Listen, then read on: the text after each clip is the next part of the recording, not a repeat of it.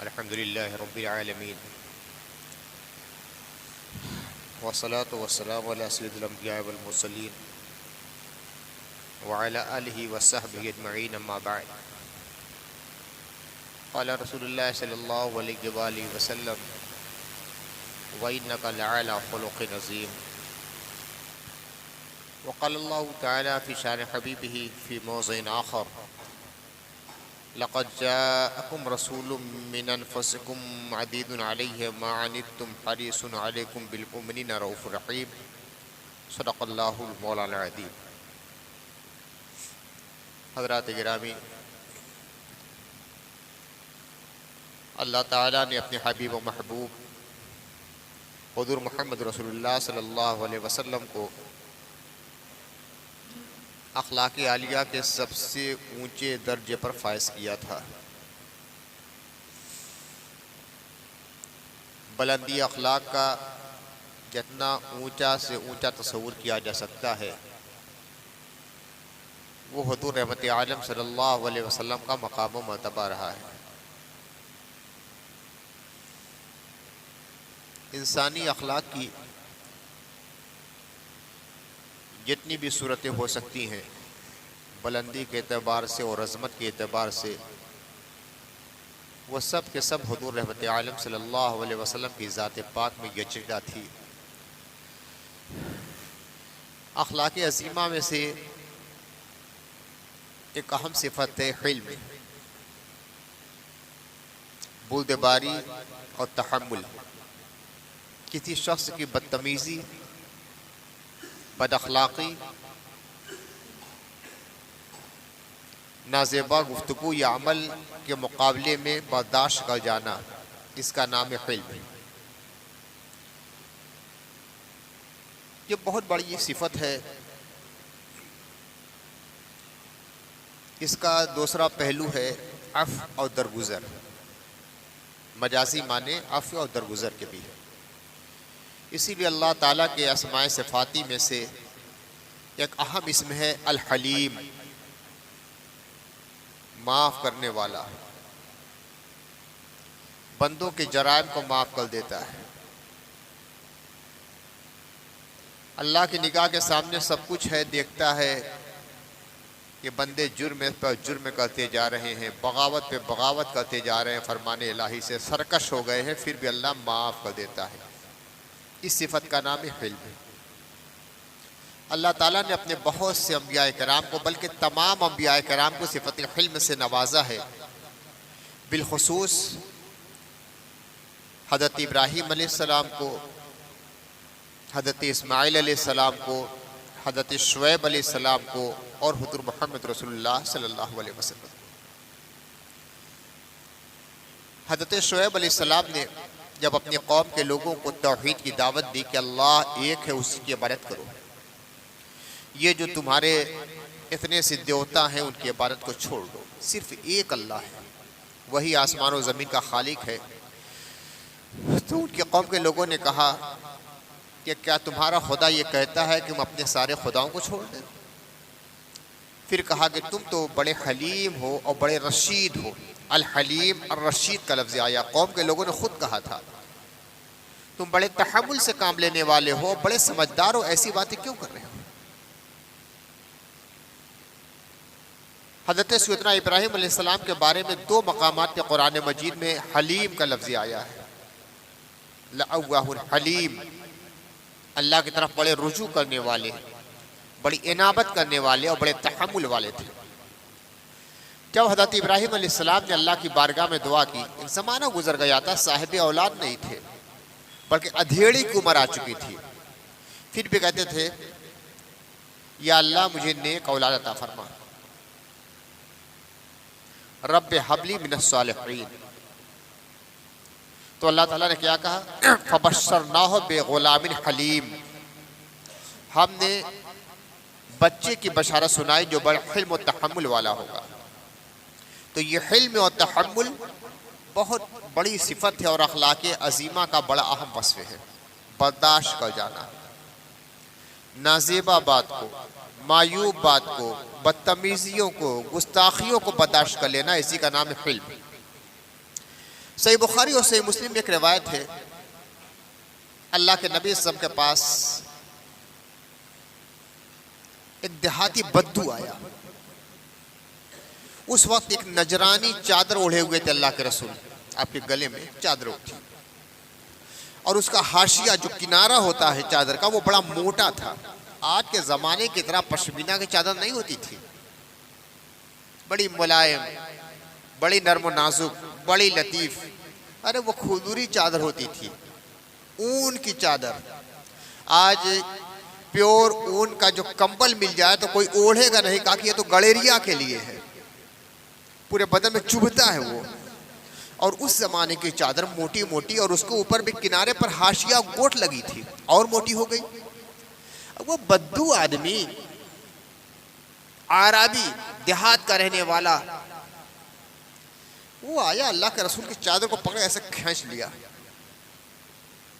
کہا کہ اے محمد، اللہ نے جو مال آپ کو دیا ہے نا اس میں سے ہمیں بھی دیجیے۔ کہیں سے مال آیا تھا اس وقت؟ اب سوچئے، وہ سب سے عظیم انسان، نہ ان سے بڑا انسان دنیا میں پیدا ہوا ہے نہ قیامت تک پیدا ہوگا، صحابہ موجود ہیں، کہ اس طرح چادر کھینچ لیا۔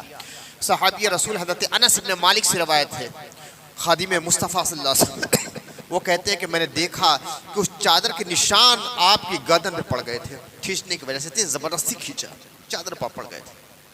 حضور نے کچھ نہیں کہا، فضحک النبی صلی اللہ علیہ وسلم، حضور مسکرانے لگے، اور صحابی سے کہا دے دو جی، اس کو بھی مال دو، اس کو بھی مال دے دو۔ اسی کا نام ہے حلم اور تحمل۔ بدتمیزوں کی بات کا جواب نہیں دیا جاتا ہے۔ وَإِذَا خَاطَبَهُمُ الْجَاهِلُونَ قَالُوا سَلَامًا، اللہ کے جو نیک بندے ہیں، وَعِبَادُ الرَّحْمَانِ، اللہ کے بندے، رحمان کے بندوں کا وصف یہ ہوتا ہے، وَإِذَا خَاطَبَهُمُ الْجَاهِلُونَ قَالُوا سَلَامًا، جب جاہل انسانوں سے مخاطب ہوتے ہیں تو کیا کہتے ہیں؟ سلامن، سلامتی ہو، آپ سلامت رہیں، بس۔ یہ بزدلی نہیں ہے، بہت سے لوگ کہتے ہیں یہ بزدلی ہے، فلاں نے یہ کہہ دیا، یہ خاموش رہ گئے، بزدلی نہیں، یہ بہت عظیم اخلاق کا ایک وصف ہے اور پیغمبرانہ وصف ہے۔ اللہ کے رسول صلی اللہ علیہ وسلم کو خاتوں سے یہ وصف عطا کیا گیا تھا۔ ایک صحابی ہے حضرت زید بن سعنہ، وہ سونا چاندی کے مقابلے میں نہیں، جیسے ہم لوگ سونا نام رکھ دیتے ہیں بہت سے لوگ، یا پیار میں سونا کہہ دیتے ہیں، وہ ہے سین عین نون ہے، سین پر پیش اور نون پر زبر، زید بن سعنہ۔ موجم طبرانی میں اور مسند احمد بن حنبل میں اور مستدرک حاکم میں روایت ہے ان کے بارے میں۔ یہ زید بن سعنہ یہ یہودی عالم تھے اور بہت بڑے عالم، جیسے حضرت عبداللہ ابن سلام رضی اللہ تعالیٰ عنہ بہت بڑے عالم تھے، اسی طرح حضرت زید بن سعنہ بھی بہت بڑے یہودی عالم تھے۔ تمہید کے طور پر ایک بات عرض کر دوں کہ حضور رحمت عالم صلی اللہ علیہ وسلم کی بشارتیں تو تمام آسمانی کتابوں میں تھی، جتنے بھی انبیاء آئے دنیا میں سب نے حضور کی بشارتیں دی ہیں۔ تو بنی اسرائیل کے پاس جو کتابیں تھیں ان میں بھی رسول اللہ صلی اللہ علیہ وسلم کی بشارتیں تھیں، بالخصوص توریت میں، اور جو تمام بنی اسرائیل کی کتابوں کی جامع ہے جس کو بائبل کہا جاتا ہے، اس میں تو آج بھی بکثرت بشارتیں موجود ہیں، حضور کے اوصاف موجود ہیں، حضور کے اسماء موجود ہیں، اس زمانے کی عبرانی یا سریانی زبانوں کو جسمہ ہوتے تھے۔ تو یہ اہل کتاب جانتے تھے، خاص سے مدینے کے یہود بہت زیادہ آباد تھے مدینے میں، تو یہود جانتے تھے کہ پیغمبر آخر الزمان کا زمانہ قریب آ گیا ہے۔ چنانچہ اوس و خزرج جو مکے کے دو خاندان تھے اسے کہا کرتے تھے کہ دیکھو پیغمبر آخر الزمان کا زمانہ قریب آ گیا ہے، جب وہ آئیں گے تو ہم ان کا ساتھ دیں گے اور ان کا ساتھ دے کر تمہیں مدینے سے نکال دیں گے۔ اب جب کافروں سے جنگ ہوتی تھی تو یہ حضور رحمت عالم صلی اللہ علیہ وآلہ وسلم کا وسیلہ دے کر اللہ کی بارگاہ میں دعا کرتے تھے کہ یا اللہ ہمیں فتح و نصرت عطا فرما۔ قرآن مجید میں ہے وَكَانُوا مِن قَبْلُ يَسْتَفْتِحُونَ عَلَى الَّذِينَ كَفَرُوا فلما جاءهم ما عرفوا كفروا به فلعنة الله على الكافرين. اس کے پہلے تو یہ معاملہ تھا کہ جب بھی کافروں سے جنگ ہوتی تھی تو ان کے وسیلے سے یعنی پیغمبر آخر الزمان کے وسیلے سے اللہ کی بارگاہ میں دعا کرتے تھے کہ یا اللہ ہمیں فتح و نصرت عطا فرما دے. لیکن جب وہ نبی آ گیا جس کو پہچانتے تھے، قرآن مجید میں کیا ہے؟ فلما جاءهم ما عرفوا، ان کے پاس وہ نبی آ گیا جس کو یہ پہچانتے تھے. ان کے لیے کوئی اجنبی نبی نہیں تھا، نامانوس نبی نہیں تھا، پہچانتے تھے کہ یہی نبی ہے. کیا ہوا؟ کفروا بہ، اس کا انکار کر دیا. فلعنۃ اللہ علی الکافرین، انکار کرنے والوں پہ اللہ کی لعنت ہو. تو اپنی کتابوں میں جو کچھ پڑھا تھا رسول اللہ کے علائم کو، ان کی نشانیوں کو، جانتے تھے کہ یہی پیغمبر آخر الزمان ہے. وہ جانتے تھے کہ پیغمبر آخر الزمان، آخری نبی، آخری پیغمبر، نبیوں کے امام مکے میں پیدا ہوں گے، وہاں سے ہجرت کریں گے، مدینے میں آئیں گے، آپ کے ذریعہ دین مکمل کر دیا جائے گا، آپ کے بعد کوئی نبی نہیں آنے والا. یہ ساری باتیں جانتے تھے.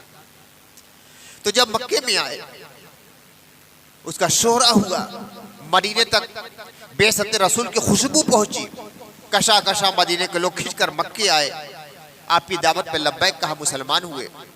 پھر وہ مرحلہ بھی آیا کہ اللہ کے نبی صلی اللہ علیہ وسلم کو مکے سے مدینے ہجرت کرنا پڑا. شورا ہو چکا تھا مدینے میں، وہاں کے کافر بھی جانتے تھے، وہاں کے مشرکین بھی جانتے تھے، وہاں کے مسلمان تو پلکے بچھائے تھے راہ میں، جو اہل کتاب تھے وہ بھی جانتے تھے کہ مکے میں ایک نبی نے اپنی نبوت کا دعویٰ کیا ہے، وہ مدینہ تشریف لانے والے ہیں.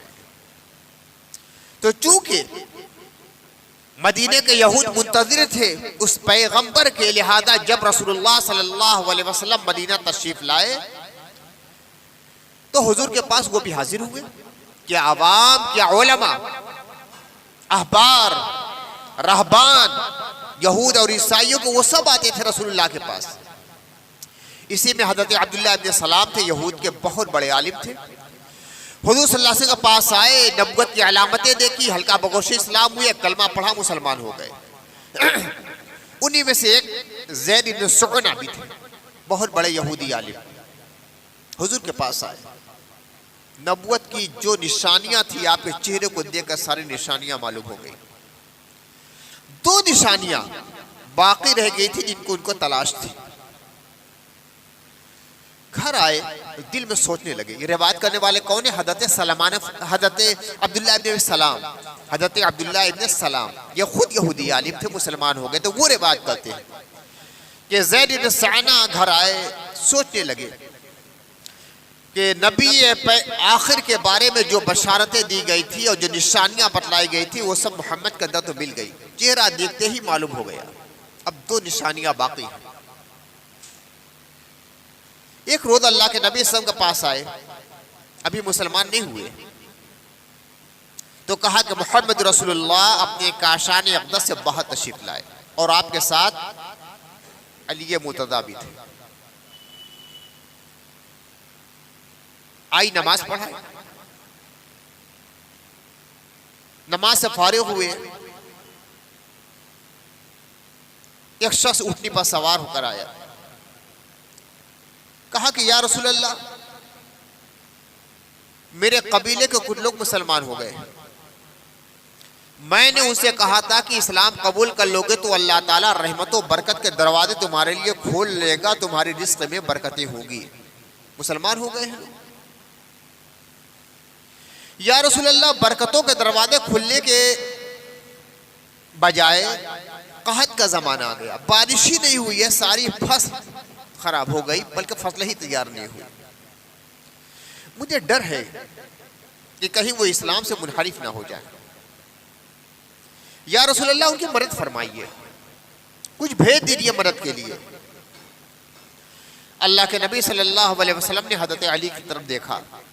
شاید کچھ مال اس سے پہلے آیا تھا، حضور نے اسے تقسیم کرنے کا حکم دیا تھا. سوچا ہوگا کہ ہو سکتا ہے کچھ مال ہو. حضرت علی کی طرف دیکھا. علی نے کہا کہ یا رسول اللہ، کچھ نہیں بچا ہے، سب تقسیم ہو گیا. زید بن سعنہ یہودی عالم وہاں موجود تھے، ابھی مسلمان نہیں ہوئے. کہا کہ اب تو آزمانے کا وقت آ گیا، دیکھنا ہے کہ یہ پیغمبر ہیں کہ نہیں، نبی ہیں کہ نہیں، رسول ہیں کہ نہیں. کہا کہ اے محمد گھبرانے کی کوئی بات نہیں، میں پیسہ دے دیتا ہوں، آپ ان لوگوں میں تقسیم کرا دیجئے، اس کے بدلے میں فلاں باغ کے فلاں درختوں کی اتنی کھجوریں مجھے اتنے وقت کے اندر دے دیجئے گا. فلاں باغ کے فلاں درخت کی اتنی کھجوریں اتنے وقت میں، وقت مقرر کر دیا، وزن مقرر کر دیا. حضور صلی اللہ علیہ وسلم نے فرمایا کہ باغ اور درخت کی قید مت لگاؤ، بس اتنی کھجور اتنے وقت میں. ہو سکتا اس باغ میں اتنی کھجوریں نہ ہو، اتنے درخت موتی نہ ہو، وعدہ جھوٹا ہو جائے گا. کتنی احتیاط تھی مصطفیٰ کی. معاملات بھی کرتے تھے، کاروبار و بزنس بھی کرتے تھے، اتنی احتیاط کہ کہیں ایسا نہ ہو کہ وعدہ خلافی ہو جائے. کہا کہ باغ کی قید مت لگاؤ، درخت کی قید مت لگاؤ، بس اتنی کھجور اتنے وقت میں. زید بن سعنہ کہتے ہیں ٹھیک ہے مجھے منظور ہے. کہا کہ میں نے اپنی ہمیانی میں سے 80 مسقال سونا نکالا، 80 مسقال سونا، اور محمد رسول اللہ کے ہاتھ میں دے دیا. حضور صلی اللہ علیہ وسلم نے پورا کا پورا سونا اس صحابی کو دے دیا. کہا کہ جاؤ ان غریبوں میں تقسیم کر دو، برابر برابر تقسیم کر دینا. اب چونکہ وقت مقرر تھا کہ فلاں وقت تک کے لیے ہے، آزمانے کے لیے میں 3 دن پہلے پہنچ گیا. اس وقت محمد رسول اللہ کے ساتھ ابو بکر بھی تھے، عمر بھی تھے، عثمان بھی تھے، کچھ دوسرے صحابہ بھی تھے. میں آگے بڑھا، کہا کہ محمد میرا پیسہ دو، کھجورے لاؤ. اور پھر اس کے بعد بڑا سخت جملہ کہا. تاریخ کی حدیث کی کتابوں وہ جملہ موجود ہے. کہا کہ تم ابو طالب کے بیٹوں کی یہ عادت ہے کہ ہمیشہ ٹال مٹول کرتے ہو. یہ بڑا سخت جملہ ہوتا ہے. کہتے ہیں کہ باپ دادا کو بخان دیا. آدمی کو کچھ کہا جائے تو برداشت کر لیتا ہے، باپ دادا کی بات آ جائے تو برداشت نہیں کرتا. حضرت عبد المطلب تک پہنچ گیا. عبد المطلب کے بیٹوں تمہاری عادت ہے کہ تم لوگ ٹال مٹول کرتے ہو. ابھی 3 دن باقی ہے، وقت آیا نہیں ہے. مان لیجئے کہ 20 تاریخ کا کوئی وعدہ کرے کہ 20 تاریخ تک میں پیسہ دے دوں گا، اور 17 کو آ جاؤ ٹیڑھی بڑی بات کرے تو کیا ہوگا؟ تماچا آدمی مار دے گا. وہ تنہا ہے. اللہ کے رسول اپنے صحابہ کے ساتھ ہے. ابو بکر بھی ہیں، عمر بھی ہیں، عثمان بھی ہیں، دوسرے صحابہ بھی ہیں. سخت گفتگو کر رہا ہے وہ شخص. کہا کہ میں نے اس طرح دیکھا عمر کی طرف تو ان کی آنکھیں گول گول گھوم رہی تھی، غصے سے لال ہو گئی تھی. عمر نے کہا اے شخص کیسی بدتمیزی کی باتیں کر رہا ہے؟ اگر رسول اللہ کی موجودگی کا مجھے احساس نہیں ہوتا اور آپ کا ادب و لحاظ نہ ہوتا تو میں گردن اڑا دیتا. دیکھا کہ حضور مسکرا رہے تھے، خاموش. پھر کہا کہ اے عمر تمہیں ایسا نہیں کہنا چاہیے تھا، تم مجھے بھی سمجھاتے اس کو بھی سمجھاتے. دیکھیے یہ ہے رسول اللہ کا اخلاق. مجھے سمجھاتے، اس کی تو کوئی گنجائش نہیں تھی. 3 دن ابھی تو باقی ہے نا، وقت تو پورا ہوا نہیں کہ سمجھاتے. مگر نہیں، اخلاق عظیم. کہا کہ مجھے سمجھاتے کہ ادائیگی کر دیجئے یا رسول اللہ، اسے سمجھاتے کہ محبت کے ساتھ آپ تک ادا کرو. پھر اس کے بعد حضرت عمر سے کہا کہ لا کے ان کو دے دو، اور 20 سے زیادہ بھی دینا. جتنی کھجور طے ہوئی اتنی دو، 20 سے زیادہ بھی دے دو. دیکھو ابھی وقت بھی نہیں آیا ہے. بدتمیزی بھی وہ آدمی کر رہا ہے، سخت جملہ بھی بول رہا ہے. باپ دادا تک پہنچ گیا، حضرت عبد المطلب تک پہنچ گیا. لیکن اللہ کے رسول کہتے ہیں اس کو پورا دے دو، اور اس کے علاوہ 20 سے زیادہ بھی دے دینا. اب عمر غصے سے باہر تھے، مگر رسول اللہ کا فرمان تھا، میرے ہاتھ کو تھاما لے کر گئے. جتنی کھجور چاہیے تھی سب دے دیا، اور 20 سے زیادہ بھی دے دیا. میں نے کہا کہ یہ 20 سے زیادہ کیا ہے؟ کہا کہ اللہ کے رسول نے فرمایا اس لیے دے رہا ہوں.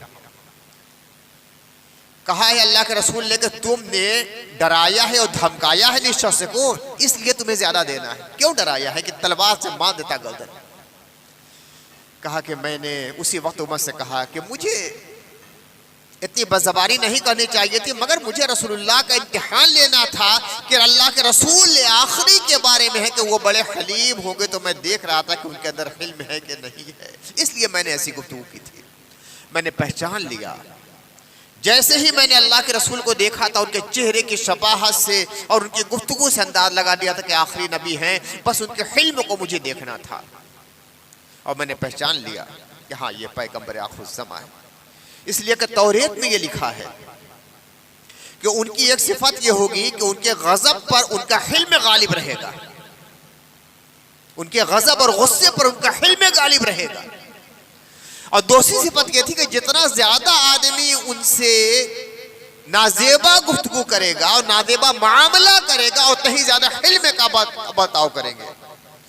تو اسی لیے میں نے بظاہر نازیبا گفتگو کر کے پہچان اور شناخت چاہیے کہ رسول اللہ صلی اللہ علیہ وسلم آخری نبی ہیں کہ نہیں ہیں، میں مانتا ہوں کہ یہ آخری نبی ہیں۔ پھر حضور کے پاس آیا اور کہا کہ یا رسول اللہ اشہد ان لا الہ الا اللہ و اشہد ان محمد عبدہ و رسولہ، مسلمان ہو گئے۔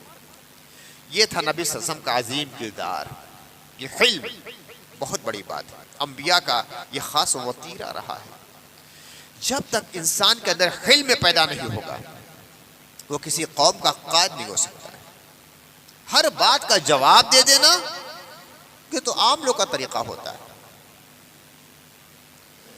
اور بڑی بڑی مصیبتوں کو برداشت کر جانا قوم کے لیے، جماعت کے لیے، گروہ کے لیے، افراد کے لیے بڑی بڑی مصیبتوں کو برداشت کر جانا، تحمل اور برداشت سے کام لینا، صبر و ضبط سے کام لینا، یہ بڑے انسانوں کا طریقہ ہوتا ہے۔ حضرت والد گرامی اپنی تاریخی مثنوی صحیفہ زندگی میں ارشاد فرماتے ہیں، صلی اللہ علیہ علامہ کوثر رحمۃ اللہ علیہ کہتے ہیں کہ حلم و نرمی، چشم پوشی درگزر۔ حلم یہی بردباری، تحمل، برداشت، اور چشم پوشی مانے آنکھ پھیر لینا، آنکھ اپنی ہٹا لو۔ کوئی سخت گفتگو کر رہا ہے، آنکھ پھیر لو، غلط بات کر رہا ہے، آنکھ پھیر لو، چشم پوشی اور درگزر معاف کر دینا۔ فرماتے ہیں کہ حلم و نرمی، چشم پوشی درگزر، چاروں ساتھ حلم ہو، برداشت، صبر، ضبط، تحمل، نرمی ہو، چشم پوشی، اپنی آنکھ پھیر لو، صرف نظر کر لو، اور درگزر معاف کر دو۔ حلم و نرمی، چشم پوشی، درگزر۔ موم ان باتوں سے پتھر کا جگر، پتھر کا جگر بھی ان باتوں سے موم ہو جاتا ہے، پتھر کا جگر موم ہو جاتا ہے۔ حلم و نرمی، چشم پوشی، درگزر، بڑے افراد کا یہ طریقہ ہوتا تھا۔ خود والد گرامی کا ایک واقعہ مجھے یاد آ گیا کہ تربت پر جناب قمر الدین صاحب سراجی مرحوم کے مولانا حافظ بدر الدین صاحب سراجی ضیائی عالم بھی تھے، ضیاء العلوم کا فارغ بھی تھے، حافظ قرآن بھی تھے، جا کے جلالی پورہ رہتے تھے، انتقال ہو گیا تقریباً 10 سال پہلے کی بات ہے۔ یہ حافظ ممتاز صاحب ہیں نا، ان کے چچا قمر الدین صاحب کے بھائی حافظ بدر الدین صاحب جناب حاجی حفیظ اللہ صاحب کے صاحبزادے، والد صاحب سے بیعت تھے، انتہا درجے کا ادب و احترام کرتے تھے، انتہا درجے کا ادب و احترام۔ والد صاحب کے پاس بیٹھے تھے اور نہ جانے کس طرح کے میں والد صاحب تھے کہ بہت سارے واقعات اپنے بیان کر رہے تھے، میں بھی کنارے بیٹھا ہوا تھا۔ غالباً پڑھنے کا میرا زمانہ تھا یا فارغ ہو چکا تھا، چپ چاپ سے والد گرامی کی باتیں سن رہا تھا، وہ بابا یہ بات، بابا یہ بات، بابا یہ بات، اور وہ پوچھے جا رہے تھے بہت سی باتیں جو مجھے نہیں معلوم تھی، اس دن معلوم ہوئی، اور والد صاحب کے ساتھ لوگوں نے کیا کیا سلوک کیا بیان کر رہے تھے۔ ایک موقع پر والد صاحب نے یہ بھی کہا کہ حافظ صاحب مجھے زہر بھی لوگوں نے دیا ہے، مسافہ کرتے ہوئے میرا ہاتھ لوگوں نے کاٹ لیا، چھرا مار دیا، یہ سب میرے ساتھ ہوا ہے۔ کہا کہ حضرت آپ کو معلوم ہے؟ کہا کہ ہاں میں جانتا ہوں۔ کس نے کیا؟ کہا کہ میں جانتا ہوں۔ کہا کہ بتلا دیجئے۔ کہا کہ امام حسن نے تو نہیں بتلایا تھا کہ مجھے زہر کس نے دیا؟ دیکھیں بڑے لوگوں کا یہ کردار ہوتا ہے۔ والد صاحب نے فرمایا کہ میں جانتا ہوں مجھے کس نے زہر دیا ہے، کس نے مجھے ہاتھ پہ چاقو مارا۔ فرمایا کہ کیا نام تھا؟ کم سے کم ہم لوگ جان تو جائیں ہوشیار۔ کہا کہ امام حسن نے تو نہیں بتلایا تھا۔ جب حضرت سیدنا امام حسن کو آخری بار زہر دیا گیا تو آپ کے کلیجے کا ٹکڑا کٹ کٹ کے گر رہا تھا،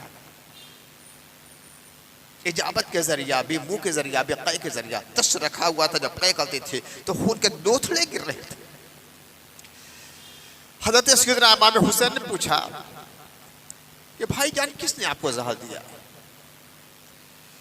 کہا کہ جس کو میں سمجھ رہا ہوں اگر وہی ہے تو اللہ زیادہ انتقام لینے والا ہے، اور جس کو میں سمجھ رہا ہوں اگر وہ نہیں ہے تو کسی ناکردہ گناہ کو کیوں سزا دی جائے؟ نہیں بتلایا۔ اسی کا اشارہ والد گرامی نے فرمایا کہ امام حسن نے تو نہیں بتلایا تھا، چلے گئے دنیا سے، ہم لوگ کو نہیں بتلایا، کئی بار مجھے زہر دیا گیا ہے، نہیں بتلایا۔ اسی کا نام ہے علم۔ یہ بہت مشکل کام ہے، اور جب اس امتحان گاہ سے انسان گزرتا ہے تب بڑا انسان بنتا ہے، جس کو کہتا ہے وعباد الرحمن، اللہ کے بندے ہیں، رحمان کے بندے ہیں۔ جتنے بندے ہیں سب رحمان کے بندے ہیں، مگر خاص طور سے اللہ تعالیٰ نے قرآن مجید میں وعباد الرحمن جن کو کہا ہے، ان کا ایک وصف یہ ہوتا ہے کہ وہ حلم والے ہوتے ہیں، تحمل والے ہوتے ہیں، برداشت والے ہوتے ہیں۔ دنیا کا طریقہ یہ ہے کہ اینٹ کا جواب پتھر سے دیا جاتا ہے، مگر ان کا معاملہ یہ ہے کہ پتھر کا جواب پھولوں سے دیا کرتے ہیں، ظلم کا جواب دعاؤں سے دیا کرتے ہیں، سختی کا جواب محبت سے دیا کرتے ہیں، شدت کا جواب صبر سے دیا کرتے ہیں۔ تو یہ اخلاق عظیمہ کو اپنانے کی ضرورت ہے، جس کے ذریعہ دنیا میں امن و سکون کی باد نسیم چل سکتی ہے۔ اللہ تعالی ہمیں اور آپ کو توفیق عطا فرمائے۔ ہاں چلتے چلتے ایک اہم بات، حکومت کا جو اعلان ہے وہ سب آپ کے سامنے ہے، اب کسی سے ڈھکا چھپا نہیں، سوشل میڈیا میں سب ہے کہ ہر شخص جس کو ووٹنگ کا استحقاق ہے، یعنی 18 سال کی عمر ہو گئی ہے، ووٹر لسٹ میں اپنا نام ضرور درج کرائے۔ کسی قسم کی کوئی غفلت نہیں ہونی چاہیے۔ ہر شخص اپنی مصروفیتوں کو چھوڑ کر یہ کام کریے۔ فلاں کام آ گیا، فلاں مصروفیت ہے، شادی کی بیاہ ہے، فلاں کام ہے، کاروبار کا سلسلے میں نہیں، غفلت نہ ہونے پائے۔ ایسے ہی موقع کے لیے شاہ نے کہا کہ لبھوں نے خطا کی تھی، صدیوں نے سزا پائی۔ اگر آپ کا نام ووٹر لسٹ پر نہیں چڑھا، آپ ووٹ دینے کے مستحق ہونے کی عمر تک پہنچ چکے ہیں، نام نہیں چڑھا، تو آپ کو کبھی بھی ووٹ دینے کا حق حاصل نہیں ہوگا، اور ہو سکتا ہے یہ چیز آپ کی شہریت کو مشکوک کر دے۔ اگر اسی کو حکومت نے بنیاد بنا لیا ہے تو آپ نے اگر نام اپنا نہیں چڑھوایا ہے تو آپ کو ہندوستانی نہیں مانا جائے گا، آپ کی سٹیزن شپ کو ختم کیا جا سکتا ہے۔ ساری مصروفیتوں کو چھوڑ کر، ساری مشغولیتوں کو کنارے کر کے آپ لوگ اس کام میں لگ جائیے۔ ہر محلے میں کام ہو رہا ہے، اگر اب ہم نہیں کریں گے تو یہ سمجھ لیجیے کہ صرف ہماری غفلت اور کوتاہی، اس کے علاوہ کچھ نہیں۔ اس کا انجام کیا ہوگا؟ بہار کا وہاں کے الیکشن کا جو نظریہ آج سامنے آنے لگا ہے ابھی تک، اس سے اندازہ لگا لیجیے۔ بہار کے لوگ موجودہ حکومت سے پوری طرح پک چکے تھے، اور نئی حکومت، نیا اقتدار دل سے چاہتے تھے۔ ہندو ہو مسلمان ہو، دونوں کا ایک حال تھا۔ وہاں کے لوگوں سے بھی جو انداز مجھے لگا گفتگو کر کے، دورہ کر کے، تو مجھے یہی لگا کہ وہاں کے لوگ اس حکومت سے راضی نہیں ہیں، اس کو بدلنا چاہتے تھے۔ لیکن جو SIR کا جو سلسلہ شروع ہوا، اس میں لوگوں نے غفلت کی، اپنا نام نہیں چڑھوایا، ان کو ووٹ دینے کا حق نہیں ملا، اور ووٹ دینے کا حق جو نہیں ملا تو ابھی تک جو رجحان سامنے آیا ہے، دوپہر سے پہلے تک جو رجحان سامنے آیا ہے بہار کا، تو پھر وہی معاملہ ہے۔ اگر صحیح ووٹنگ ہوتی تو یقیناً 100% یقین تھا کہ واقعی حکومت بدل گئی ہوتی، لیکن غفلت کس نے کی؟ اور جو معاملات کو وہ چھوڑیے، AVM کے ساتھ یہ ہوا، فلاں یہ ہوا، فلاں یہ ہوا، لیکن بہت بڑی غفلت یہ ہو گئی کہ لوگوں نے SIR میں اپنا نام درج نہیں کرایا، ووٹر لسٹ میں اپنا نام نہیں درج کرایا، اس کے بنا پر ووٹنگ نہیں کر سکے، اور ووٹنگ نہیں کر سکے تو جس حکومت کو ناپسند کرتے تھے وہی حکومت آنے کا رجحان سامنے آ رہا ہے۔ بہت سے لوگ میں دیکھ رہا ہوں کہ دیہات کے لوگ بھی ہیں یہاں، جیسے آپ جنسانی بستی سے آئے ہیں، بڑی محبت کرنے والے لوگ ہیں، آج آیا کرتے ہیں، بڑی دور دور سے لوگ آتے ہیں، کبھی راجہ تالاب سے آ جاتے ہیں، کبھی جنسا سے آ جاتے ہیں، کبھی لوہتا سے کچھ لوگ آ جاتے ہیں، تقریر سننے کے لیے آ جاتے ہیں۔ اسی لیے میں اکثر چاہتا ہوں کہ کم تقریر کروں، وقت گھٹا دوں. جب ان لوگوں کے چہرے دیکھتا ہوں تو بیچارے دور 25 کلومیٹر سے دور آ رہے ہیں، اس لیے اپنے خطاب کو میں بڑھا دیتا ہوں. ہو سکتا ہے کچھ لوگوں کو بارے گرا گزرتا ہوں، لیکن میں ان لوگوں کو چہرے کے دیکھ کر تقریر زیادہ کرتا ہوں کہ 25 کلومیٹر سے میری تقریر سننے کے لیے آتے ہیں، اور ہر جمعہ میں کچھ افراد آتے ہیں. تو آپ لوگ بھی اپنی طرف روح پھونک دیجئے اس چیز کی کہ سارے معاملات کو، سارے کاروبار کو، ساری مصروفیتوں کو، ساری مشغولیتوں کو چھوڑ کر اس کام میں لگ جائیں، اور ایک نام بھی چھوٹنے نہ پائے، اور صحیح طریقے سے فارم بھریے. آپ نہیں بچ سکتے تو جو لوگ اس کے ایکسپرٹ اور ماہر ہیں ان سے تعاون لیجئے. ہر محلے میں ٹیمیں تیار ہو چکی ہیں، کام کر رہی ہیں. اب یہ سوچیں کہ بی ایل او آئے گا ہمارے گھر تو وہ آ کر بھرے گا، ان کی ذمہ داری ہے، یہی سوچتے رہ جائیں گے تو آپ کا کام توقف میں رہ جائے گا. بی ایل او آئے نہ آئے، آپ کا کام ہے، آپ کو جانا ہے. ہر محلے میں کمیٹیاں بنی ہوئی ہیں، کچھ افراد کام کر رہے ہیں، الحمدللہ نوجوان کام کر رہے ہیں، پڑھے لکھے لڑکے کام کر رہے ہیں. جب تیار لوگ ہیں تو اب بھی ہم اپنے گھروں میں رہ جائیں تو یہ ہماری بہت بڑی کوتاہی ہے، اور اس کا خمیازہ ہمیں ہمیشہ بھگتنا پڑے گا اگر غفلت میں ہم رہ گئے. ایک ایک آدمی کا، لڑکے ہوں، لڑکیاں ہوں، مرد ہوں، عورتیں ہوں، 18 سال کے ہو گئے ہیں تو ان کا نام ووٹر لسٹ میں ضرور آنا چاہیے. اس RI میں بڑھ چڑھ کر حصہ لیجیے. جن لوگوں کو نہیں معلوم ہے ان کو بتلائیے، ان کو لے کر جائیے. جن کو نہیں معلوم ہے وہ جائیں، لوگوں کو تعاون لے، دوستوں سے بھروائیں، مگر اپنا کام آپ مکمل کیجیے. بہت سے لوگ ہوتے ہیں ہم کر لیں گے. آج کل سے نوجوان لڑکے جو ہوتے ہیں پڑھے لکھے، وہ ہم کر لیں گے، ہم وہ دیکھ لیں گے، یوٹیوب سے دیکھ لیں گے. نہیں، غلط ہو سکتا ہے. جو لوگ اس کا ماہر ہیں، جن کو اس کی ٹریننگ دی گئی ہے، ان کے سامنے مسئلہ رکھ دیجیے. اپنے فارم میں بھرا بھی ہے تو ان کے سامنے رکھ دیجیے یا ان سے تعاون لیجیے. اس لیے کہ جو فارم میں غلط ہو گیا تو دوبارہ وہ فارم میں نہیں ملے گا. یہ چیز ذہن میں رکھیے گا. فارم ایک بار غلط ہو گیا تو دوبارہ فارم میں آپ کو نہیں ملے گا. اس لیے جو لوگ اس کے ماہر ہیں ان سے ضرور مدد لیجیے، ان سے سمجھ لیجیے، ان کے سامنے آپ فارم بھریے، یا فارم بھرنے کے بعد ان کے سامنے پیش کر دیجیے، اس کے بعد اس فارم کو آگے بڑھائیے. ان چیز کا لحاظ کیجیے گا. اللہ تعالیٰ پورے ملک ہندوستان کو امن و سکون کا گہوارہ بنا دے، یا محبت کی باد بہاری چلا دے، یہاں پیار کا دریا بہا دے. تمام مسلمان ہوں، غیر مسلم ہوں، سب امن و سکون کے ساتھ رہیں، اور ہمارے پورے ملک میں خوشگوار ماحول پیدا ہو جائے. وما ذلک علی اللہ بعزیز. وآخر دعوانا الحمدللہ رب العالمین.